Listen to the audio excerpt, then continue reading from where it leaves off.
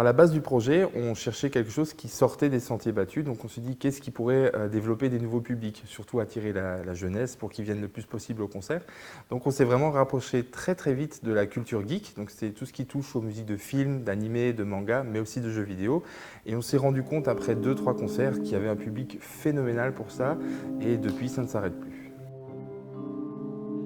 Our hero climbs a warrior's heart.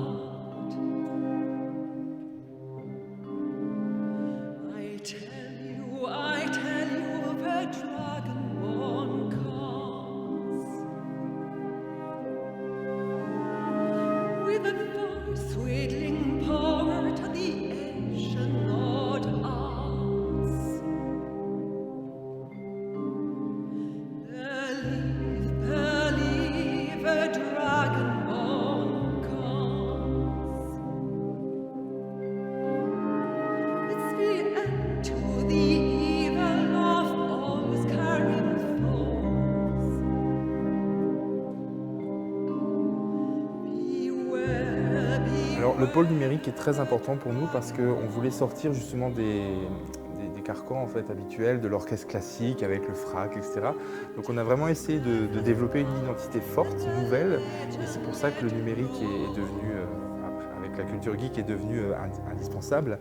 Et du coup ce pôle numérique a développé déjà 3 applications, dont une qui s'appelle Soliste, qui permet aux gens de vivre le concert de manière interactive avec nous. Donc ils jouent des parties de jeux vidéo sur leur propre téléphone pendant que nous, on fait la musique. Les gens peuvent voir le répertoire en direct, ce qui évite d'imprimer des tonnes de programmes sur papier. Donc du coup, ça avait une vocation écologique aussi, de proposer aux gens de le faire comme ça. Ils peuvent choisir leur propre hobby, leur dire si ça leur a plu ou pas, parce que en général, les gens nous disent toujours que c'est bien, ils applaudissent, mais parfois, ça peut ne pas plaire. Et puis du coup, ça nous permet d'avoir un retour hyper honnête là-dessus.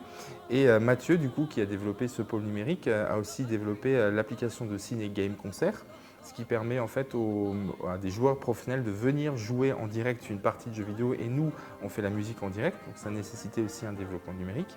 Alors un point extrêmement important pour l'ensemble, c'est l'aspect transmission, parce que ça nous tient énormément à cœur. On est tous quasiment profs, soit dans les conservatoires, soit dans les écoles de musique. Donc on a essayé de chercher un projet qui était innovant. Et de cette réflexion-là est née la trousse à pixels, qui permet en fait aux enfants dans les écoles primaires de réfléchir à leur propre jeu de A à Z. Donc ils le créent de A à Z, de la conception, du graphisme, de l'histoire. Donc ça donne lieu à des choses assez fantastiques en général. Et ils peuvent en parallèle de ça aussi faire la propre BO de leur film, enfin de leur jeu vidéo. Alors les musiciens qui composent l'orchestre sont des musiciens professionnels pour la plus grande part, mais aussi des musiciens amateurs qui viennent des orchestres d'harmonie de la région. L'idée, c'était de regrouper un maximum de monde autour d'un projet commun qui nous faisait vraiment vibrer tous.